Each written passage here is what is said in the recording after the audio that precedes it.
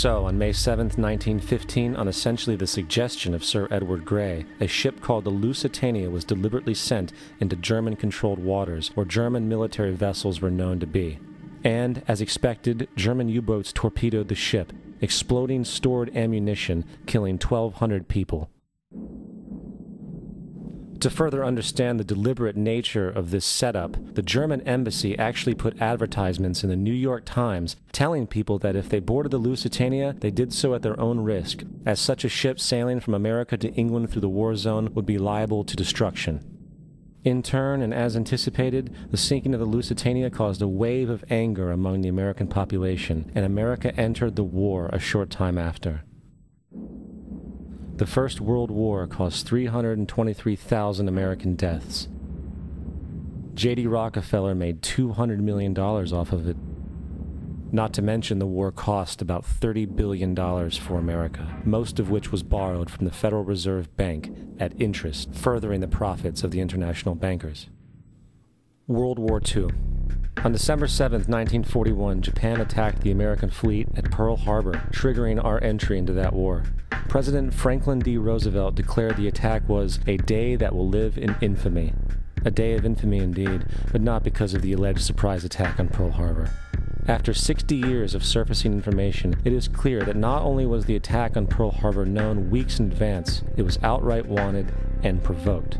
Roosevelt, whose family had been New York bankers since the 18th century, whose uncle Frederick was on the original Federal Reserve Board, was very sympathetic to the interests of the international bankers, and the interest was to enter the war, as we've seen, nothing is more profitable for international bankers than war.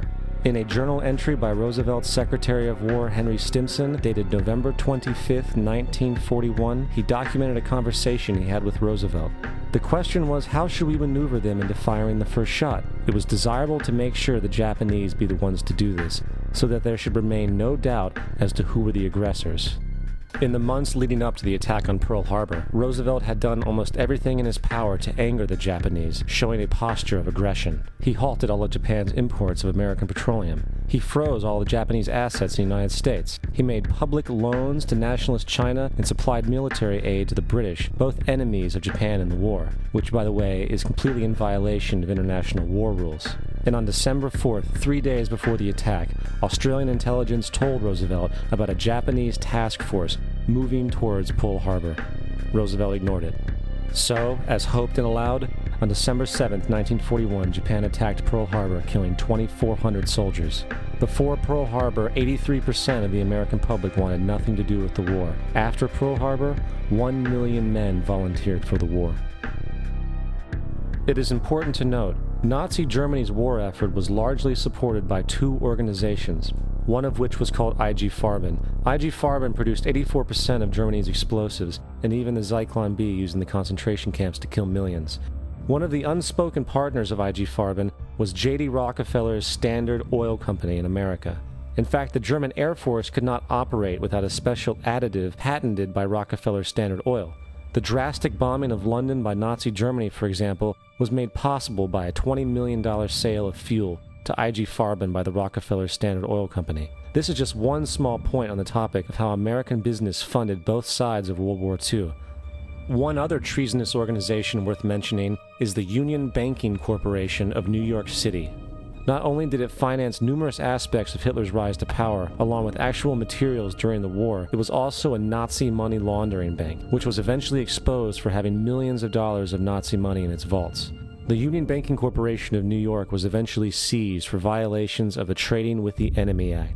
Guess who the director and vice president of the Union Bank was? Prescott Bush, our current president's grandfather, and of course our former president's father. Keep that in mind when considering the moral and political dispositions of the Bush family. Vietnam. The United States' official declaration of war on North Vietnam in 1964 came after an alleged incident involving two U.S. destroyers being attacked by North Vietnamese PT boats in the Gulf of Tonkin. This was known as the Gulf of Tonkin Incident. This single situation was the catalytic pretext for massive troop deployment and full-fledged warfare. One problem, however, the attack on the U.S. destroyers by Vietnamese PT boats never happened. It was a completely staged event to have an excuse to enter the war. Former Secretary of Defense Robert McNamara stated years later that the Gulf of Tonkin incident was a mistake, while many other insiders and officers have come forward, relaying that it was a contrived farce, a complete lie. Once in the war, it was business as usual. In October 1966, President Lyndon Johnson lifted trading restrictions on the Soviet bloc, knowing full well that the Soviets were providing upwards of 80% of North Vietnam's war supplies. Consequently, Rockefeller interests financed factories in the Soviet Union, which the Soviets used to manufacture military equipment and send it to North Vietnam. However, the funding of both sides of this conflict was only one side of the coin. In 1985, Vietnam's rules of engagement were declassified. This detailed what American troops were and were not allowed to do in the war. It included absurdities like North Vietnamese anti-aircraft missile systems could not be bombed until they were known to be fully operational. No enemy could be pursued once they crossed the border of Laos or Cambodia. And most revealing of all, the most critical strategic targets were not allowed to be attacked unless initiated by high military officials. Apart from these imposed ludicrous limitations, North Vietnam was informed of these restrictions and therefore could base entire strategies around the limitations of the American forces. This is why the war went on so long. And the bottom line is this: the Vietnam War was never meant to be won, just sustained. This war for profit resulted in 58,000 American deaths and 3 million dead Vietnamese. So, where are we now? September 11th was the jumpstart for what is now an accelerated agenda by the ruthless elite. It was a staged war pretext no different than the sinking of the Lusitania, the provoking of Pearl Harbor, and the Gulf of Tonkin lie. In fact, if 9/11 wasn't a planned war pretext, it would be an exception to the rule. It has been used to launch 2 unprovoked illegal wars, one against Iraq and one against Afghanistan. However, 9/11 was a pretext for another war as well, the war against you. The Patriot Act, Homeland Security, the Military Tribunals Act, and other legislations are all completely and entirely designed to destroy your civil liberties and limit your ability to fight back against what is coming.